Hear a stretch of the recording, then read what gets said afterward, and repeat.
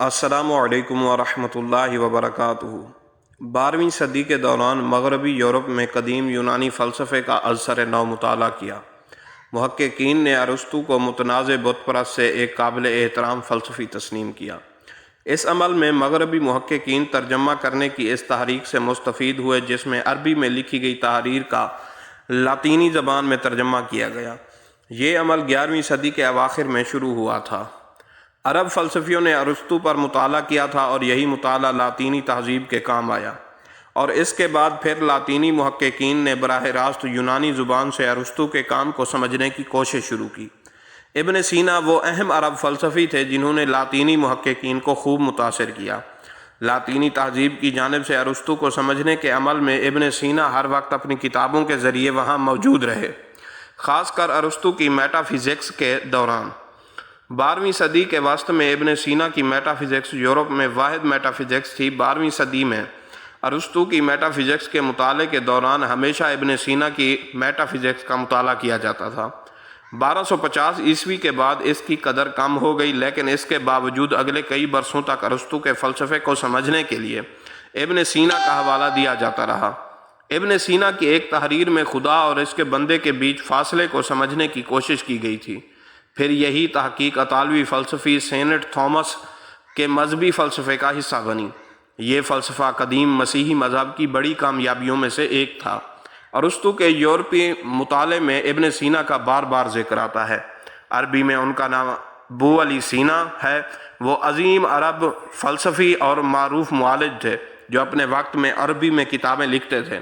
وہ آج کے سینٹرل ایشیا میں 980 عیسوی میں بخارا شہر میں پیدا ہوئے۔ انہوں نے سینٹرل ایشیا اور سلطنت فارس میں کافی سفر کیا۔ وہ بالآخر آج کے ایران کے شہر اصفہان میں مقیم ہو گئے۔ سن 1037 میں ان کا انتقال ہوا۔ اپنی موت کے وقت وہ بھی گھر سے کافی دور تھے۔ 10ویں صدی عیسوی کے دوران سینٹرل ایشیا میں فارس کا شہری جو عربی بولنا جانتا تھا یونانی فلسفے تک کیسے پہنچا؟ اس کا جواب بھی ترجمہ کر کے علم حاصل کرنے کی ایک تحریک میں چھپا ہے، جس کی ابتدا 8ویں صدی میں ہوئی۔ اس تحریک کا مقصد کتابوں کا یونانی زبان سے عربی میں ترجمہ کرنا تھا۔ یہ 12ویں صدی میں عربی سے لاطینی زبان میں ترجمہ کرنے کی تحریک بھی بہت بڑی لہر تھی۔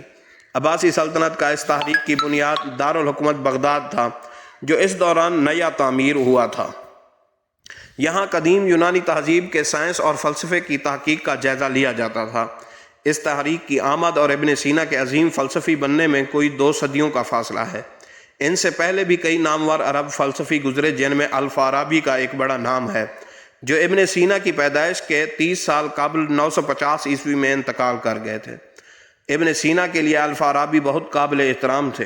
وہ انہیں اپنا دوسرا استاد مانتے تھے، یعنی ارسطو پہلا استاد اور الفارابی دوسرا۔ بغداد میں اکثر فلسفی ارسطو کی تحریر سے جڑے رہتے تھے، ساتھ الفارابی جیسے فلسفی اپنا ذاتی کام بھی جاری رکھتے تھے۔ لیکن 10ویں صدی کا اصل مقصد عربی میں ارسطو کے کام کا ترجمہ کرنا اور اس کا جائزہ لینا تھا۔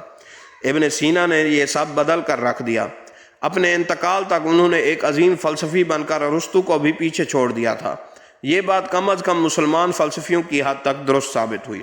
ابن سینا کی زندگی کے 57 برس اس اسلامی دور کا حصہ ہیں جو ان صدیوں کے بعد شروع ہوئے کہ جب عرب فوجیں فارس کے علاقوں کو فتح کر چکی تھیں، اور اس کے بعد فارس کے شہریوں نے اسلامی تہذیب میں بڑی ثقافتی پیش رفت کی۔ ابن سینا خود فارس کے شہری تھے، لیکن انہوں نے اپنی 2 اہم تحاریر عربی زبان میں لکھیں۔ اس دور کے آغاز میں سال 950 کے آس پاس فارسیوں نے عربیوں سے تہذیبی سربراہی لے لی تھی، لیکن پھر ابن سینا کے آخری برسوں میں یہ سربراہی ترکوں کو مل گئی۔ ابن سینا سفر کرتے رہتے تھے۔ ایک شہر سے دوسرے شہر جانا ان کا معمول تھا، کیونکہ وہ قریب آتی ترک فوج سے بچنا چاہتے تھے۔ اپنی زندگیوں میں وہ فارس سلطنت میں کہیں نہ کہیں پناہ ڈھونڈتے رہتے تھے۔